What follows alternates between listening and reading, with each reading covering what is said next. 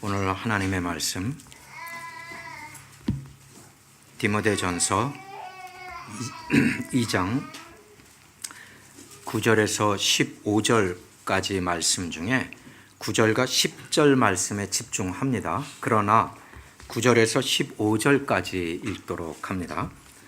제가 받들어 읽고 여러분은 눈으로 따라 읽으시길 바랍니다. 디모데전서 2장 9절 하나님 말씀. 또 이와 같이 여자들도 단정하게 옷을 입으며 소박함과 정절로서 자기를 단장하고 따은 머리와 금이나 진주나 값진 옷으로 하지 말고 오직 선행으로 하기를 원하노라. 이것이 하나님을 경외한다 하는 자들에게 마땅한 것이니라. 여자는 일체 순종함으로 조용히 배우라. 여자가 가르치는 것과 남자를 주관하는 것을 허락하지 아니하노니 오직 조용할지니라. 이는 아담이 먼저 지음을 받고 하와가 그 후며 아담이 속은 것이 아니고 여자가 속아 죄에 빠졌음이라. 그러나 여자들이 만일 정숙함으로써 믿음과 사랑과 거룩함에 거하면 그의 해산함으로 구원을 얻으리라. 아멘. 기도합니다. 아버지 하나님, 주님의 모든 죄자들과 하나님의 친백성들은 일시적인 정욕의 안목이나 세상이 약속하는 행복이나 좋아 보이는 것들을 탐하지 않게 하여 주시옵소서. 오직 성도의 갈망은 영적인 하나님의 주시는 놀라운 은혜와 하늘나라로 향한 믿음의 소망이 되게 하여 주시옵소서. 오직 하나님의 영광이 하나님의 이 친백성들의 삶의 전체를 통해서 드러나게 하옵소서. 예수님 이름으로 기도했습니다. 아멘.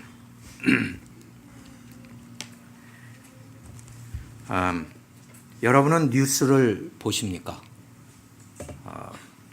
요즘은 예전하고 달라가지고 호주 뉴스든 한국 뉴스든 전 세계 뉴스들을 유튜브로 다 볼 수 있어요. 그리고 또 유튜브 뉴스들을 보면 전체를 하는 경우도 있지만 잘라가지고 어느 부분만 하는 것들도 많더라고요. 그런데 뉴스를 전하는 사람들이 보면 가끔 뉴스 보는 사람들이 뉴스 전하는 사람들을 막 싫어하고 욕을 하고 그럴 때가 있더라고요. 그 사람이 잘못한 거는 없는데 뉴스를 전하는 그 뉴스의 내용이 자기 마음에 안 드는 거예요. 그래서 그걸 전하는 사람도 밉게 보이는 거죠. 그리고 그 사람이 아직 뭐라고 말을 하기 전에 이러이러한 일이 있었습니다. 그리고 이런 일을 보고합니다. 그러면 벌써 찬성과 반대가 쫙 갈려요. 뉴스를 전한 사람은 아무것도 안 했어요. 전하기만 한 것뿐이죠. 그런 것을 보면서 저 사람 나하고 약간 비슷하다. 그런 생각을 한 적이 있었어요. 그냥 뉴스를 보도했는데 욕먹는 거죠. 뉴스를 보도한 것만으로도 미워함을 당할 수 있구나라는 것을 생각하는 거죠. 오늘 이 본문의 9절과 10절은 전하는 것만으로도 전 세계의 절반의 사람들이 저를 싫어할 가능성이 있는 것이죠. 왜냐하면 본문의 내용이 이렇거든요. 여자들은 단정하게 옷을 입고 소박하게 하고 정절로서 단장하지 말고 따은 머리를 하지 말고 금이나 진주나 값진 옷으로 하지 말고 이 말만 했는데도 벌써 하고 이렇게 저를 쳐다보면 곤란하지요. 그런데 피해갈 방법은 없어요. 뉴스를 전하는 사람도 사실을 전하려고 노력을 해야 옳다라고 평가를 받죠. 성경을 전하려고 세움을 입었다면 피해갈 수 없다는 거예요. 그것으로 인해서 어떤 일이 생기면 그건 당연히 받아야 된다 라는 거예요. 그래서 오늘은 아주 미움을 받을 수도 있겠구나를 생각하면서, 그런데 속으로는 전하고 나서 미움을 받지 않았으면 좋겠다라고 또 한쪽으로는 바라기도 합니다. 기록된 하나님의 말씀을 전하는데 전하는 방식이나 전하는 사람은 여러 가지 종류의 형태가 있죠. 세대가 달라도 전하는 내용의 말씀은 변하지 않죠. 즉, 기록된 하나님의 말씀 성경을 전하는 자의 첫 번째 의무는 본문이 말하는 대로 말한다. 본문이 가르치는 대로 가르친다. 민감한 주제, 민감한 내용들일지라도 그렇다. 그래서 선별적으로 성경의 구절들을 선택해서 설교하는 것은 위험하다라는 것도 중요한, 목사님들에게는 아주 중요한 고민의 문제이기도 해요.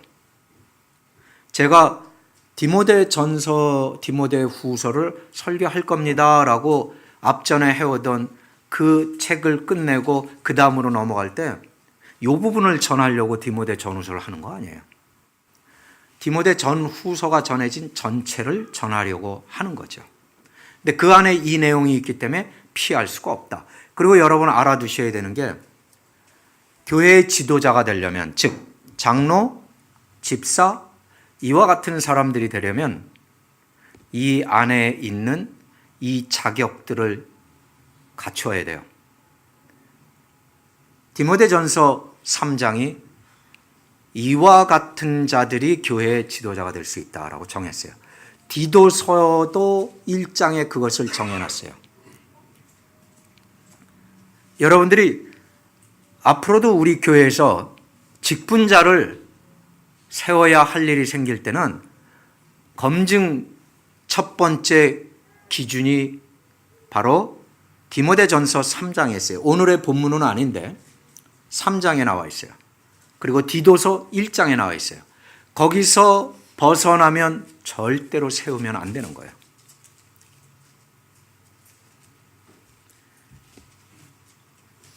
여성의 사회 진출이 급속도로 많아지고, 그리고 점차 여성의 차별은 금지되며, 그리고 여성의 사회적 위치도 높아지는 21세기에 저는 그걸 싫어하냐? 아니죠. 당연히 저도 당연하다고 생각해요.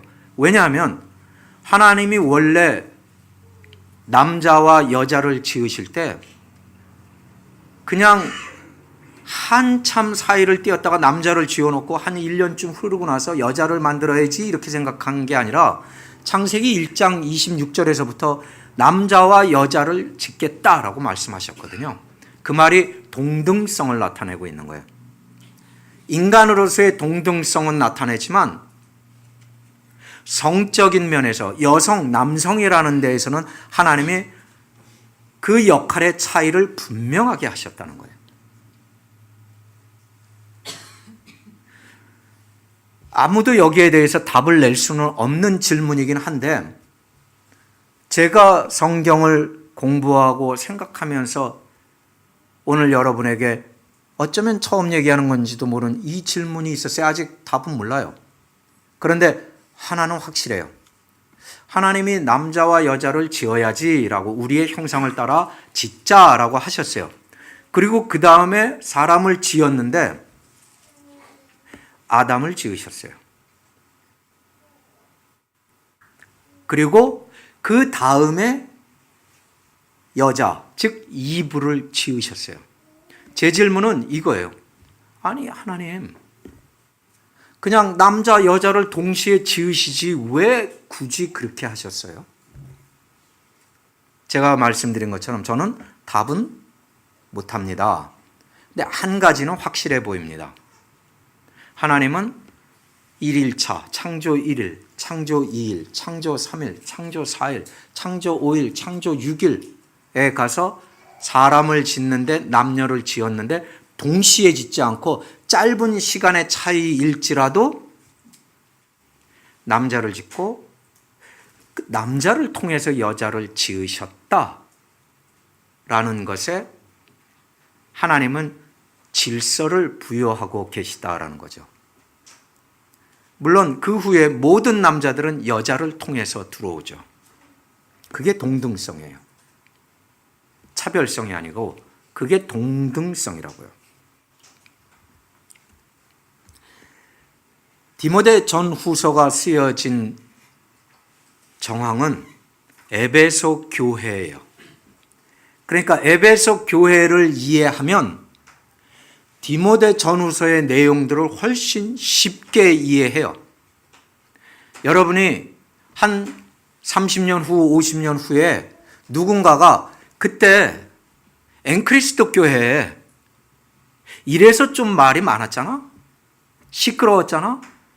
라고 할 때 그거를 빼놓고 이러이러한 일들은 그렇게 하지 말고 이렇게 하도록 해라 라고 훗날 누군가가 자기 뒤에 있는 목사님에게 편지를 써서 보냈다라고 한다면 편지만 보면 그냥 막연하게 이런 건 이렇게 하면 안 되고 이렇게 해야 되겠구나 라는 걸 배우기는 했는데 사실상 이해는 못했어요. 뭘 못했어요? 앵크리스도 교회가 50년 전에 무슨 일이 있었지? 그걸 정확하게 많이 알수록 이 지금 보내진 그 편지를 훨씬 쉽게 접근할 수 있다. 에베소 교회는 어떤 교회였냐면 유대인들이 상당히 자리를 잡고 편을 갈라 있던 교회예요. 오늘 아침 우리 알빈 전도사님이 설교를 했는데 에베소서 2장을 가지고 하더라고요. 근데 그 2장의 내용은 뭐냐면 이거예요. 교회는 갈라지지 말아라. 유대파와 이방인들 두 그룹으로 갈려져 있는데 그게 어떻게 갈려져 있냐면 이렇게 갈라졌다는 거예요. 할례파와 무할례파. 무할례자와 할례를 받은 자. 그래서 교회가 두 개로 나뉘어져서 있었다는 거예요.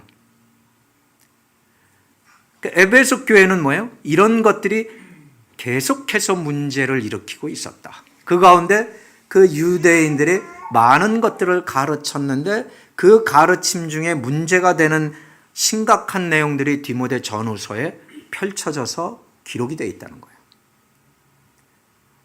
그럼 이거 에베소 교회 문제구나. 그리고 에베소 교회 문제 하나 아주 심각한 것은 여성들이 전면에 나서기 시작했다는 거예요. 교회에서. 여성들이 전면에 나섰다는 것은 무슨 뜻이냐? 여자들이 교회에서 남자들을 포함해서 교회를 가르치기 시작했다라고 이야기를 하는 거예요. 그런데 에베소라고 하는 그 에베소 교회 이전에 에베소라는 지명, 에베소가 어떤 곳인지를 알 필요가 있어요. 고대 에베소라는 곳에는 유명한 여신과 신전이 있었던 곳이에요. 그 유명한 여신의 이름이 영어로는 다이아나, 헬라어로는 아르테미스라고 불리던. 여러분들이 혹시 고대 조각이나 그림이나 이렇게 보다 보면 신들의 그림을 보다 보면 여신인데 가슴이 여러 개 있는 여신이에요. 그게 다이아나예요. 그게 아르테미스라고 불리우던 여신이에요. 그래서 전 세계에서 마치 힌두교의 여신을 보면 그런 여신들이 있거든요. 가슴이 여러 개 있고 팔이 여러 개 있고 막 그런 것을 따르는 종교적인 사람들이 매년 무수히 많은 사람들이 에베소를 오고 가던 바로 그런 데에 있던 교회다라는 거죠. 여신이 있고 그리고 거기에 그 여신은 모든 아름다운 걸로 치장을 했거든요. 모든 금은 보석으로 치장을 했고 그렇기 때문에 그 도시의 유행은 마치 20세기의 파리처럼 유행의 본산이 되고 21세기의 뉴욕처럼 유행의 본산이 되길 아주 쉬운 자리에 있었던 곳이다. 그곳에서 살고 있는 여자들은 자연히 그 에베소의 풍습, 문화를 따라가고 있었습니다. 21세기의 교회에 우리는 어쩔 수 없이 21세기 문화를 따라가는 모양들이 있죠, 교회가. 그 가운데 에베소 교회에 다른 복음을 가르치는 사람들이 있었습니다. 거짓 교사들이 있었습니다. 그 거짓 교사들이 가르치는데 이 여성들이 첫 번째로 넘어간 사람들이에요. 그리고 관심이 많았어요. 그리고 이 여자들이 그 말들을 전하기 시작했어요. 물론 반대하는 여자도 있었겠죠. 이 모든 것들은 에베소 교회를 힘들게 하고 어렵게 하고 갈라지게 했어요. 그 중에 가장 큰 것은 아까 설명했던 할례파, 무할례파 이렇게 해서 너네는 이방인들이고 우리는 유대인의 후손이야. 이런 걸 가지고 한 거예요. 마치 오늘날로 굳이 따지면 우리는 모태신앙이고 넌 믿은 지 얼마 안 됐잖아. 뭐 이렇게 할 수 있는지는 모르겠으나 이런 식으로 갈라나갔다는 거죠. 그래서 여성도들이 잘못된 길로 인도되고 있었습니다. 디모데 후서 여러분들이 성경을 펼치시기 바라요. 디모데 후서는 앞으로 하겠지만 3장을 보세요. 3장 6절과 7절 말씀을 보면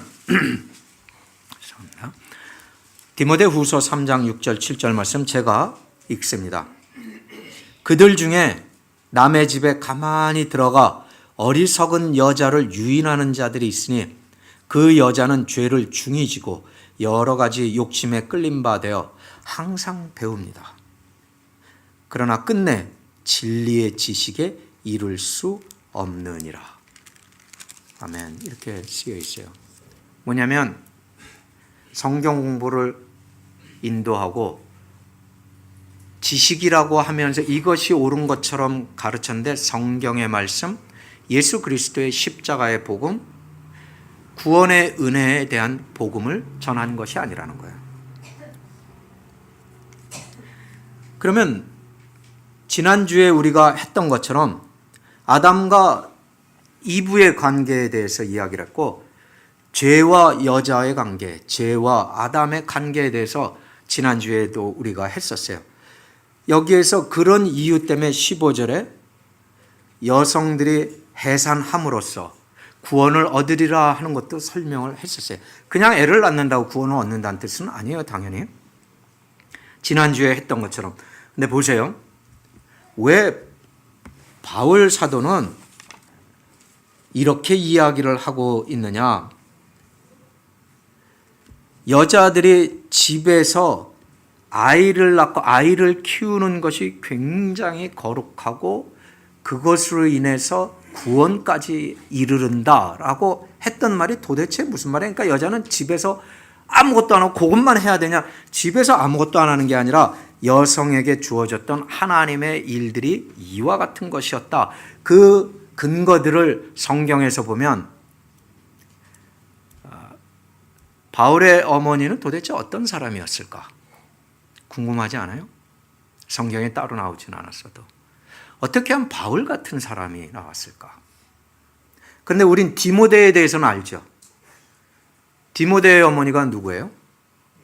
예, 유니게예요. 할머니의 이름은요? 예, 할렐루야. 예. 왜냐하면 보세요. 도대체 어떤 여인들에게 이름이 그냥 쪼르륵 등장을 해요.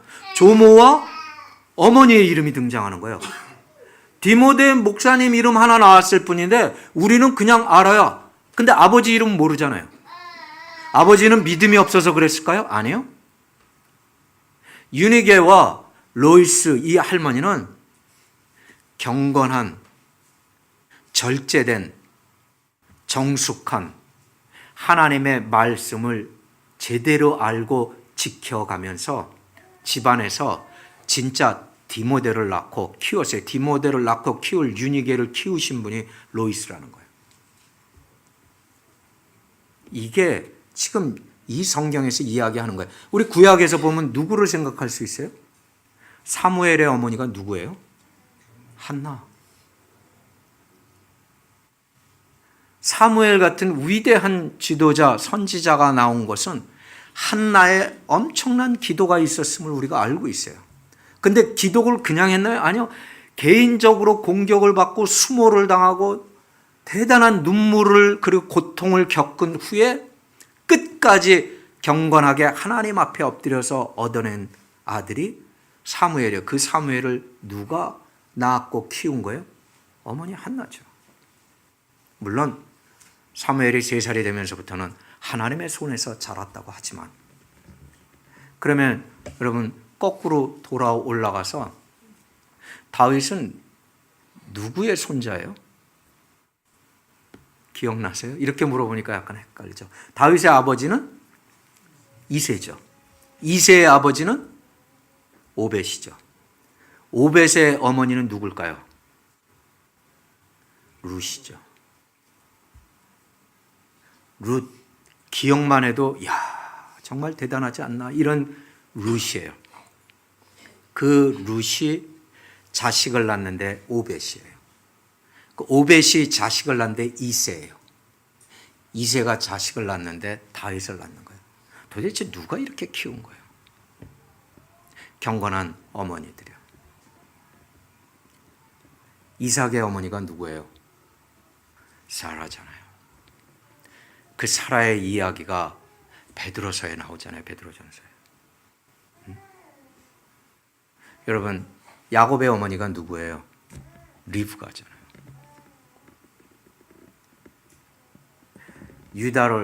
유다를 통해서 다말이 낳은 자식의 이름이 뭐예요? 베레스와 세라. 그리고 그들에게서 누가 나와요? 사몬이 나오잖아요. 사몬이 정탐꾼으로 여리고성에 정탐 들어간 사람 중에 하나잖아요. 그래서 누구랑 결혼해요? 기생 라합. 여러분, 라합의 자식이 누군지 기억해요? 빨리 생각이 안 나잖아요. 아, 있어요. B로 시작하는. 예, 보아스. 자, 이렇게 하니까 어떤 생각이 들어요? 아, 대단한 어머니들이구나. 여기에 바로 그 비밀이 있는 거예요. 그런데 그 어머니들이 막 치장하고 금은 보화를 주렁주렁 달고 다니면서 막 보석함을 이따만한 걸 거진데 다이아몬드 크기로 있고 막 이렇게 생각할 수 없죠, 도저히. 여기서 오늘 9절 10절의 이야기는 이와 같이 여자들도 단정하게 옷을 입고 소박함과 정절로서, 그리스도인 여인의 의복의 초점이 외모에 있습니까? 경건함에 있습니까? 우리는 지금까지 여자로서 옷을 입을 때 나의 믿음이 그 옷에 묻어난다라는 생각을 해봤는지 모르겠어요. 우리가 세상에 유행하는 옷을 입고 감각적으로 의복을 착용하면 영적일까요? 세상적일까요? 라고 생각해 보라는 거예요. 지금 이 세상은 외모 지상적인 세상이에요. 그렇지 않아요? 외모 지상주의라는 것은 하나님을 고려하지 않는 것이죠. 머리를 딴 것이 문제가 되는 것이 아니라 여기서 이야기하는 머리를 닦는 것의 목적이 그 시대에는 달랐다라는 것을 의미하는 거예요. 여러분이 머리를 짧게 칠 수도 있고 길게 기를 수도 있어요. 단순한 그런 이야기를 하는 것이 아니에요. 얼마만큼 세상에 흘러간 모습의 나이냐 아니냐, 과할 정도로 치장을 하고 있느냐 아니냐, 그리고 2000년 전, 3000년 전에 모든 장신구들은 어떤 사람들이 만들어요?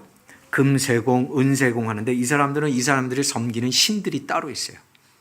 그들이 만들 때 그 신들을 언제나 그 신들 앞에서 그들이 기도하고 제사를 지내고 그러고서 자기네들 장사 잘 되게 해달라고 옛날에 한국에 새로 점포를 열면은 돼지머리 갖다가 고사하고 돼지머리 입에다가 여기다가 저 돈 싹 끼우고 옛날에 그러잖아요. 그와 같은 것들을 하는 사람이 만들고 그 안에 그러한 모양, 형상, 여러 가지 구절, 언어 이런 것들을 새겨 놓은 것들이 대다수다는 거예요. 그럼 그거를 귀걸이하고 그거를 목걸이 한다면 어떻게 되겠느냐? 마치 또 이런 거예요. 여러분 십자가 목걸이 중에 예수 그리스도께서 십자가에 달려 있는 목걸이 있습니까? 할 수 있으면 하지 마세요. 왜냐하면 예수님은 십자가에서 이미 내려오셨고 부활하신 지가 언젠데 아직도 십자가에 예수님을 달고 계십니까? 그건 모든 캐톨릭은 십자가에 예수님이 지금도 매달려 있어요. 그래서 지금도 피 흘린다고 얘기하는 거예요. 그게 뭐예요? 그게 신학적으로 다른 이야기를 하는 거예요. 경건은 우리의 의복에서도 묻어나요. 물론 남자들도 여기서 예외일 수는 없어요. 단지 확률상으로 남자가 덜 하다는 거죠. 훨씬 덜 신경을 씀으로 해서 좀 유리할 뿐이죠. 이런 치장, 이런 외모에 하나님이 귀하게 여기는 것들은 없습니다. 그 말이 곧 경건함이 없습니다. 그저 썩어질 세상 문화의 하나를 추종하고 있을 뿐입니다. 근데 오늘 여기 이야기하는 9절에 여자들도 단정하게 옷을 입으며 할 때 그 단정하다라는 이 말은 부끄럽지 않다라는 뜻이에요. 단정하다라는 거는. 그래서 부끄럽지 않다라고 하는 것은 생각이 있으므로 굳이 영어로 이야기하면 free from shame. 부끄러움에서 아주 자유하고 discreetly 아주 신중하게 생각을 해서 그래서 자신의 감정과 자신의 허영까지도 다스린다라는 뜻이에요. 그러니까 교회 안에서 여성들이 외모 가지고 예를 들어 비교를 하거나 은근히 경쟁심을 느낀다면 빨리 회개해야죠. 아이고 하나님 그거 제가 잘못 생각했습니다. 잘못했습니다. 중요한 거죠. 반면에 여성들은 그런 것을 가지고 올무에 걸리기가 쉽지만 남성은 어디에 걸리는 줄 아세요? 인터넷에 들어가면 포르노가 얼마나 많은지 모릅니다. 근데 여성들이 포르노에 걸리는 사람들은 거의 없어요. 여성들은 그거 봐 에이 이러면서 막 다 집어 던져버리는데 포르노에 걸리는 사람들은 다 남자들이에요. 남자들은 보는 것으로 빠져요. 굉장히 다양한 특징인데 여성의 특징이 있고 남성의 특징이 있죠. 교회는 말입니다. 오늘 에베소서에도 정확하게 나와 있고 여기도 나와 있지만 주장하는 자세를 취하는 게 아니에요. 교회는 섬기려고 있는 거지 주장하라고 있는 것이 아니에요. 성경은 하나님의 선택, 하나님이 택해 주신 구원의 백성들에 대해서 성경은 이야기해요. 단지 그리스도 안에서 남자와 여자의 역할이 다릅니다. 그리고 하나님께서 다르게 하신 것을 우리가 섞지 마십시오라고 말하는 거죠. 남자의 분야가 있고 여자의 분야가 있어요. 하나님 아버지의 분야가 있고 아들이신 예수 그리스도의 분야가 있었어요. 삼위일체 하나님의 분야도 명백하게 역할이 분담이 되어 있어요. 그런데 21세기는 남녀의 그 역할 분담을 다 깨고 있어요, 지금. 사회에서 이런 일들의 두각을 나타내고 높은 자리에 올라가고 이런 걸 얘기하는 게 아니에요. 교회란이라고 이야기를 하는 거예요. 왜요? 교회 머리는 예수님이거든요. 그리고 예수님은 분명히 남성성을 표징하죠. 그래서 교회를 뭐라고 늘 표현하냐면 신부라고 표현을 해요. 신부라고 표현했다는 것은 교회는 여성성이다라는 거죠. 여성성이라는 건 단정함, 그리고 부끄러움이 없음. 이 안에는 순서와 질서가 있는 거죠. 그리스도께서 머리이니까 당연히 몸을 이루는 지체는 따라가야 한다라는 거예요. 동등하죠. 이 한 몸뚱아리가 다르진 않잖아요. 동등이죠. 동등 하나 역할이 달라요. 다르면 다른 거예요. 모든 그리스도인은 그리스도 안에서 이 다른 것을 아는 거예요. 보세요. 하나님 아버지와 아들이신 예수 그리스도는 달라요. 그런데 하나죠. 하나님으로. 하나님이죠. 남편과 아내 다르죠. 둘이니까. 근데 하나죠. 분명히 하나님께서 하나라고 말씀하셨거든요. 창세기 2장 25절. 너희는 하나라. 교회를 뭐라고 불렀어요? 너희는 하나라. 어디 할례파가 있고 무할례파가 있느냐? 그런 얘기를 하지 않았어요. 어디 여성파가 있고 남성파가 있느냐? 그런 거 없다는 거예요. 부모와 자식 분명히 엄마 뱃속으로부터 나왔죠. 하나죠. 그런데 다르죠. 다름을 인정하되 하나인 것을 깨지 말라. 그리스도는 심지어 우리를 뭐라고 불렀어요? 형제요 자매라.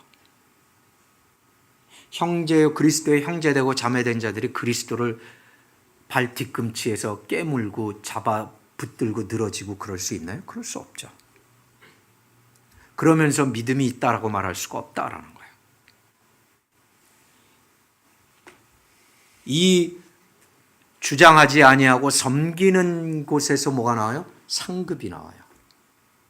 주장하는 자에게 상급이 있을 리는 없죠. 예수님은 가르치러 오셨죠. 죽으려고 오셨잖아요.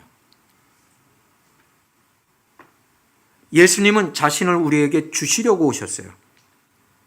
하나님이 스스로 우리에게 주신다라고 말하는 거죠.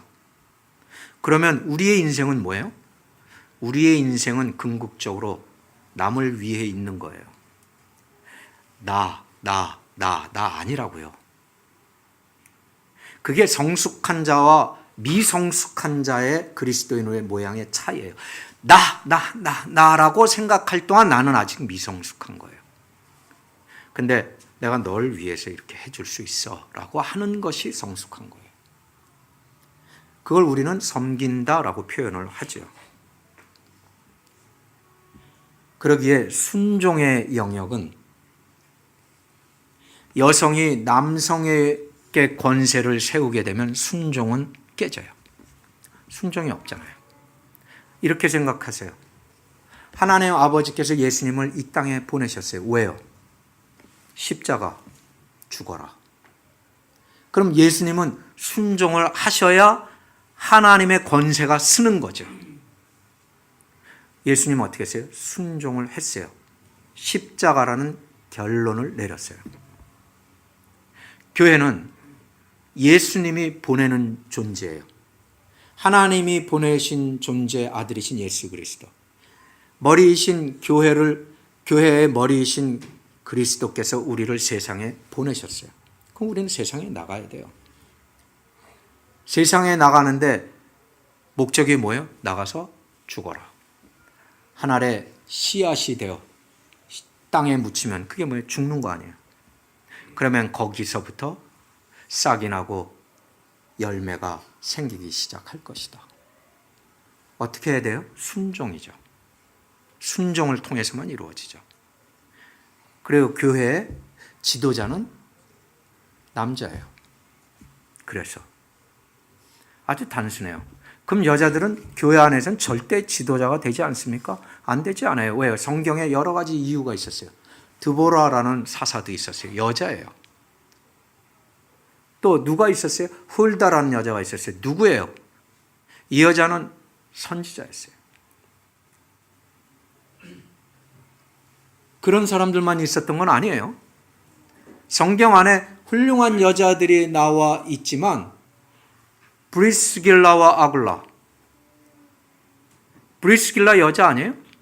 아굴라와 부부? 근데 누구를 가르쳤는지 알아요?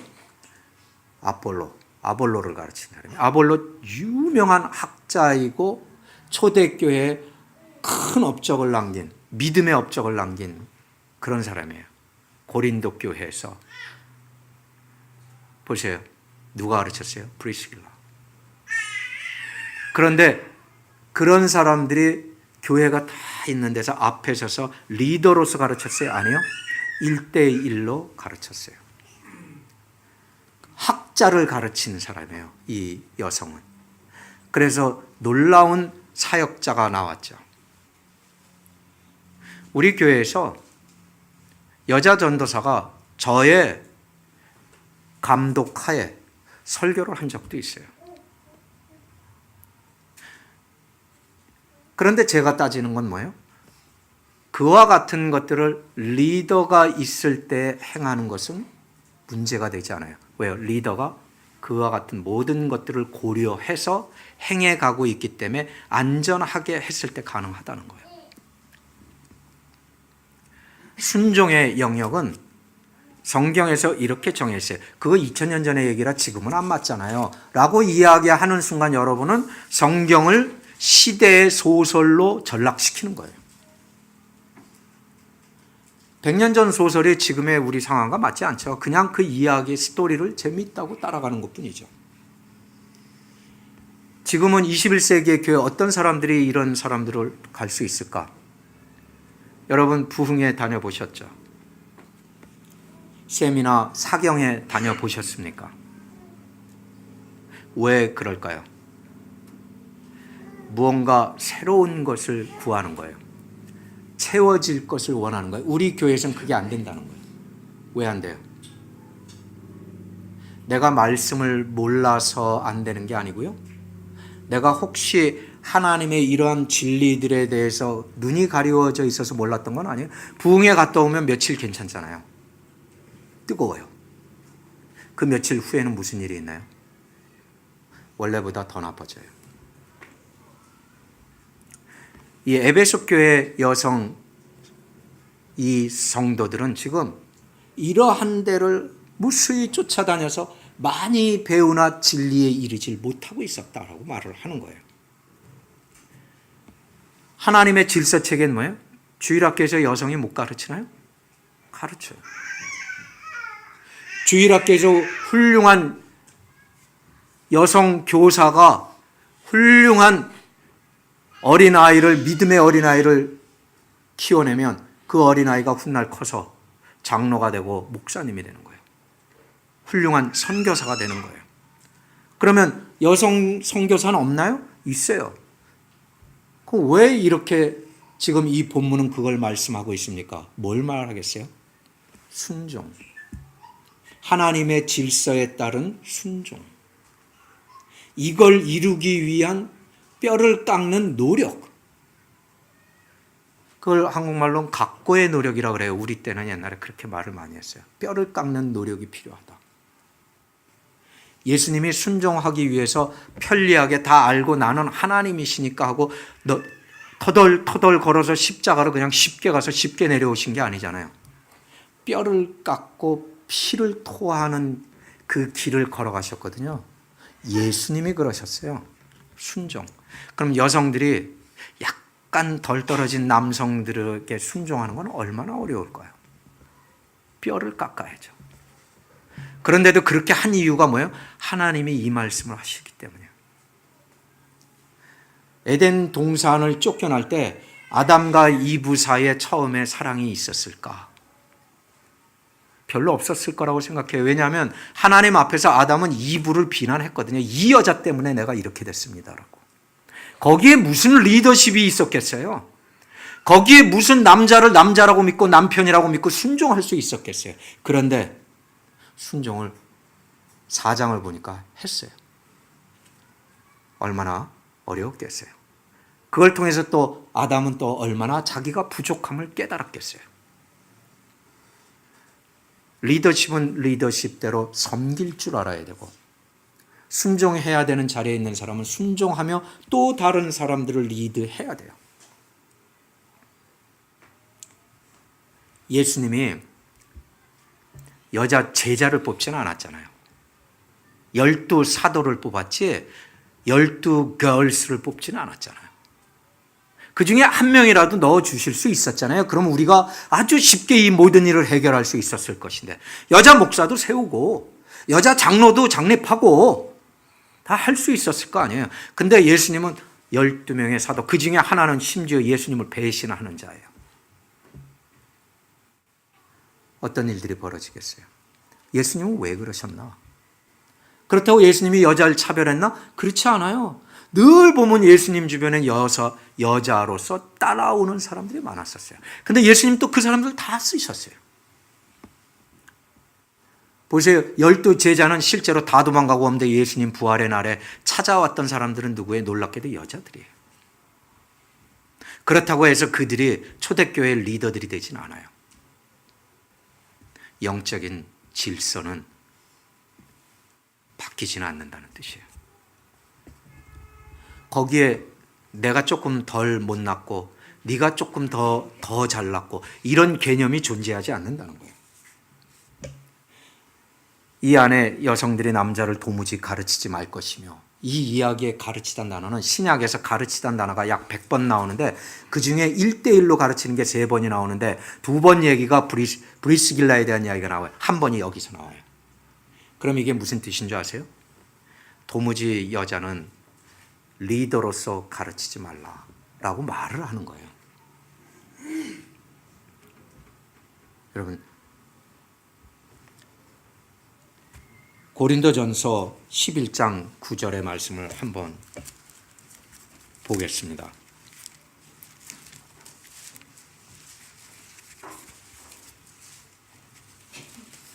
(11장 9절) 말씀은 이래요. 또 남자가 여자를 위하여 지음을 받지 아니하고 여자가 남자를 위하여 지음을 받은 것이니 라고 이야기를 하고 있어요. 성경이 우리 모두에게 권세 있는 하나님의 영감 받으신 말씀, 하나님의 말씀 중에 토시 하나라도 패하고 없어지지 아니할 것이다를 고백하고 믿는다면 이 말씀도 이해를 해야 돼요. 근데 이것 때문에 남자가 잘난 척할 이유는 전혀 없어요. 하나님께서 남자를 지으신 것이 남자가 잘해서 지은 게 아니잖아요. 하나님의 계획과 질서가 하나님은 이렇게 할 거야 라고 한 것에 중요한 것이 있다는 거죠. 그냥 하나님이 이렇게 하신 거예요. 그걸 우리는 따라가는 거예요. 그러니까 목사님은 남자니까 그것도 제가 정한 건 아니에요. 제가 남자로 태어날지 여자로 태어날지 결정하신 분이 하나님이거든요. 그래서 여자로 태어나고 싶어서 못 사는 사람들이 있어가지고 그 사람들이 남자인데 여자 옷 입고 돌아다니잖아요. 그게 뭐예요? 하나님의 질서에 반대하는 자들이죠. 이 하나님의 질서가 13절에 이렇게 이는 아담이 먼저 지음을 받고 하와가 그 후며라고 하는 말씀에서 드러난 것처럼 이건 그냥 관계입니다. 창조주와 창조물의 관계, 예수님과 교회의 관계, 남자와 여자의 관계, 남편과 아내의 관계, 부모와 자녀와의 관계. 그래서 10계명에 5계명에 네 부모를 공경하라. 이걸 어떻게 바꿀 거예요? 부모는 도무지 부모스럽지 않아도 공경해야 되는 거예요. 자녀의 입장에선. 왜요? 그게 질서니까. 부모가 좀 못났다고 자녀가 막 대들고 그렇게 돼서는 곤란하다는 거예요. 그래서 이 디모데 전서에서 바울 사도가 주목해서 우리에게 알려주고자 하는 것은 뭐냐면, 죄로 인한 타락의 시작을 보라. 하나님의 질서를 뒤바꿔 놓음으로써 타락이 시작된 것을 보느냐라고 말하죠. 이 뱀이, 사탄이 들어온 이 뱀이 누구를 공략해요? 아담을 공략해야 되잖아요. 머리를 공략해야 쉽잖아요. 근데 사탄은 하나님이 세운 질서가 싫은 거예요. 그 이유만 설명하려고 해도 오래 걸리니까 생략해도 하나님이 지으신 질서를 흔들어 버리기 위해서 누구를 공략하면 아담을 제끼고 이브를 공격해요. 그래서 이브는 넘어갔어요. 어떻게 해요? 사탄의 거짓 복음에 넘어갔어요. 복음이 뭐예요? 너는 죽지 않는다. 하나님은 뭐라고 했어요? 너는 죽는다. 그걸 먹으면. 사탄은 뭐라고 거짓 복음을 전했어요? 다른 복음을 전했어요. 안 죽어. 오히려 너는 재물의 축복을 엄청 받을 거야. 이게 다른 복음이에요. 아니야, 네가 그렇게 하면 죽어. 사탄은 뭘 가지고 그랬어요? 말씀 가지고. 지금 디모데 전후서의 이야기는 뭐예요? 말씀 가지고 다른 복음을 전하는 자들이 이렇게 들어와서 여인들을 흔들고 있다. 그래서 어떻게 됐어요? 이브가 아담에게 묻는 장면이 없어요. 물어야 했음에도 불구하고. 왜요? 이브는 그 순간 독자적으로 행동했어요. 교회 안에서 여러분 예수님을 떠나 독자적으로 행동할 수는 없어요.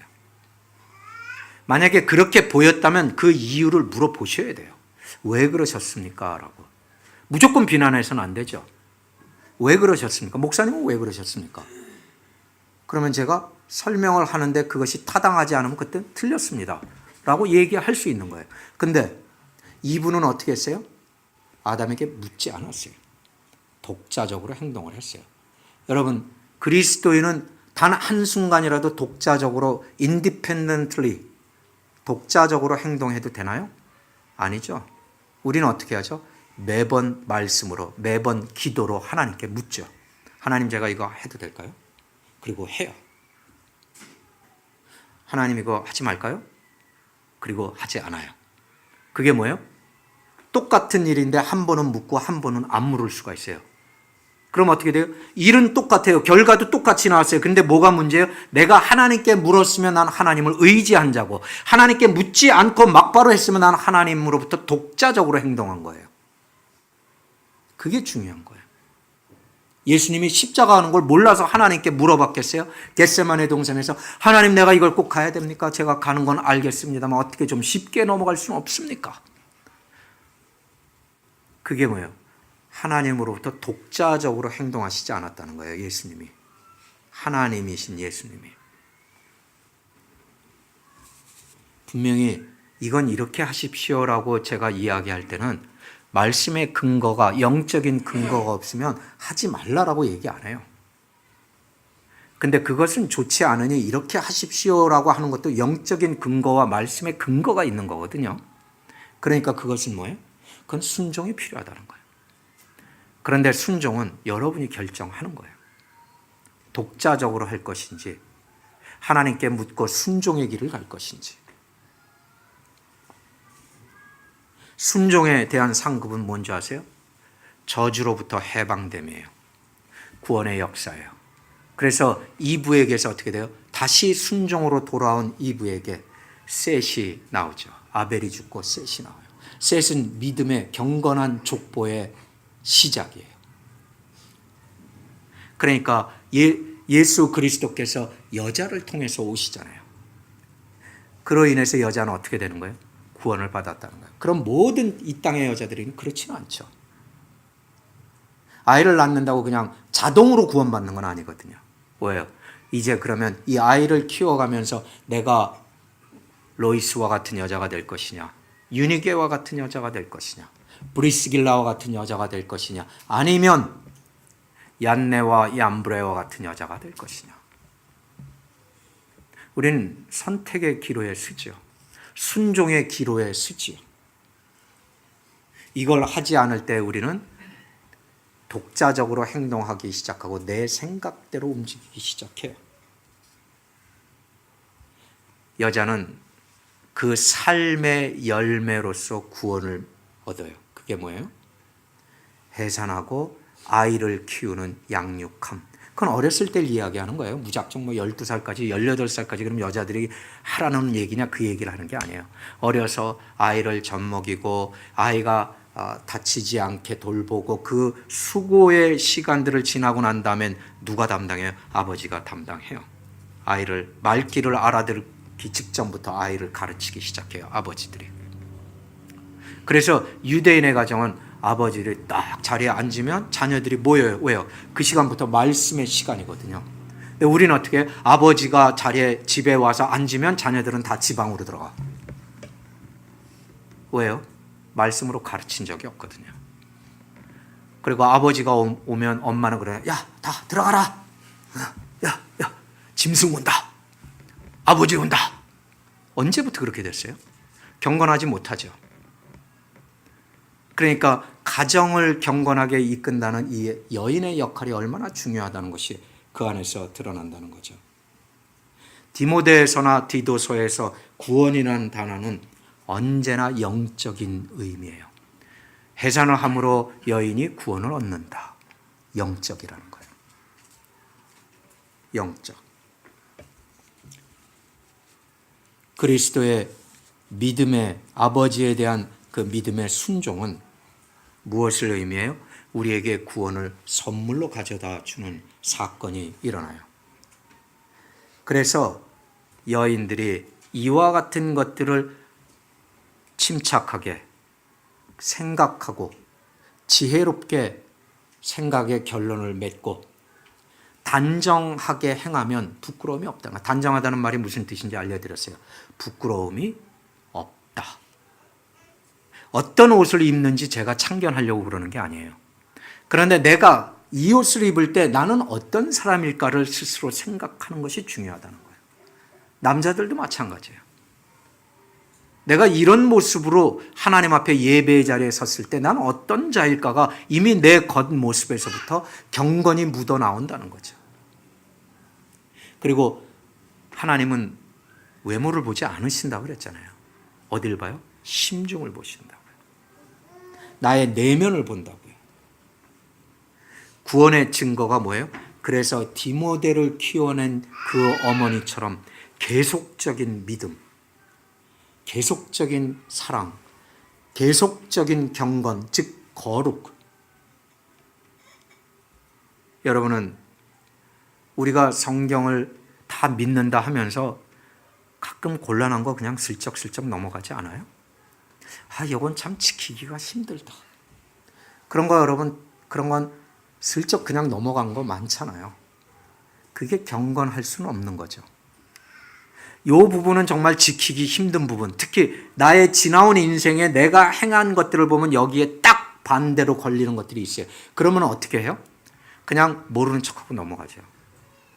그걸 보고 뭐라고 부르는 줄 아세요? 그게 불경건이에요. 그게 걸렸을 때 그 자리에서 무릎 꿇고 하나님, 이건 난 딱 걸렸네요. 여기서 하나님, 이거를 이제 순종하게 하옵소서. 이거 단순히 술을 끊거나 담배를 끊는 얘기를 하는 게 아니에요. 자신의 절제라는 것, 자신의 순종이라는 것은 하나님을 대하는 태도에서 나타나요. 그것이 내 남편에 대해서, 내 아내에 대해서 대하는 태도에 나타나요. 내 자녀에 대해서 대하는 태도에 나타나요. 교회 안에서 내가 가지는 생각들에 대해서 그것이 드러나요. 가정에서 여러분의 태도는 뭐예요? 아이들은 축복의 대상이지 우상의 대상이 아니에요. 그런데 이걸 마구 섞어서 이 시대에 행하고 있어요. 아이들이 축복이라면서 우상이에요. 아이들은 축복의 대상이에요. 축복은 말씀을 통해서 와요. 축복의 대상이면 말씀을 가르쳐야죠. 경건한 성품이 경건한 어머니로부터 나온다는 걸 성경이 이렇게 중요하게 얘기하고 있다면 그건 왜 그래요?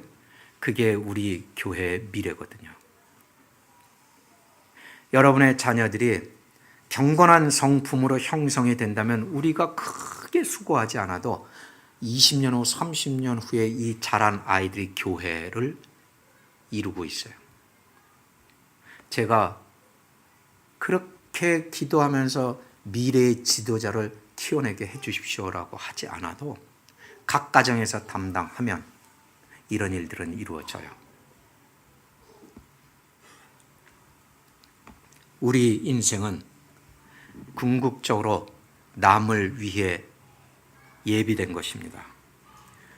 이게 창조가 작동하는 방식이에요. 보세요.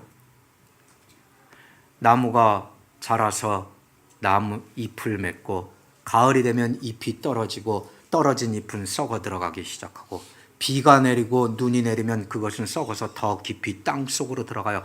땅속으로 들어간 이 썩어진 것 때문에 이 땅은 다시 한번 생명을 얻기 시작해서 봄이 오면 잎을 틔우기 시작하고 새로운 싹들을 만들기 시작해요. 바람이 불면 죽어버린 데서 흩날리는 씨앗들이 날리면 온 숲을 이루기 시작해요. 아버지가 자식을 아들을 위해서, 어머니가 딸을 위해서 이렇게 살고 가면 그 딸이나 그 아들들은 전혀 느끼지 못하고 지멋대로 행한 것 같은데 그 아버지와 어머니가 죽은 그 토양 위에서 이 자녀들의 경건함과 이 자녀들이 결국 하나님 앞으로 돌아오는 역사가 일어나기 시작해요. 이게 창조가 작동하는 방식이에요. 무엇을 쌓아놓는 것이 방식이 아니에요.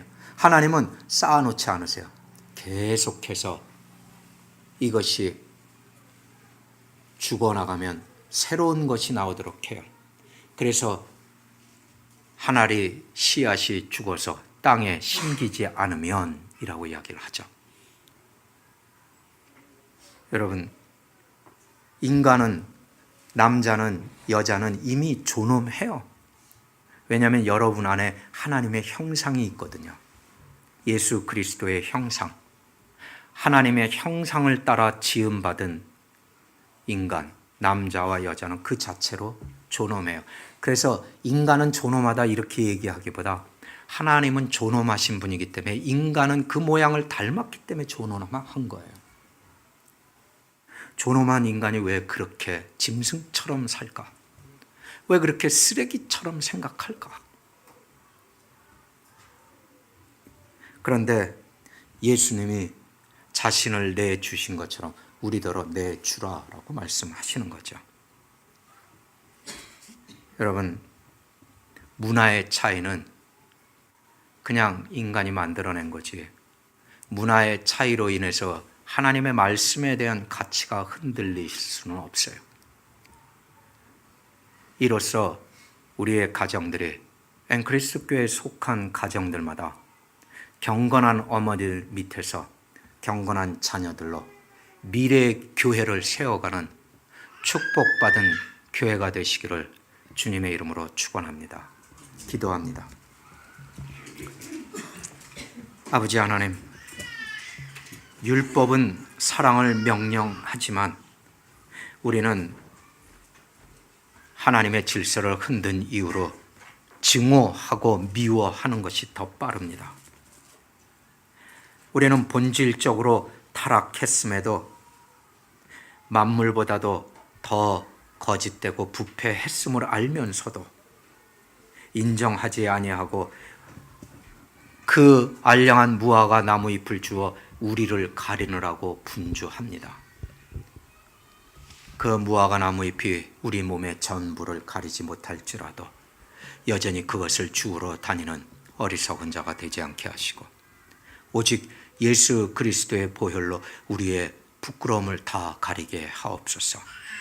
하나님의 주신 이 질서 속에서 하나님 나라에 들어가는 질서를 얻게 하옵소서. 우리의 성도들의 가정들마다 하나님의 한량없으신 축복과 하나님의 생명수가 흘러가는 역사를 체험케 하옵소서.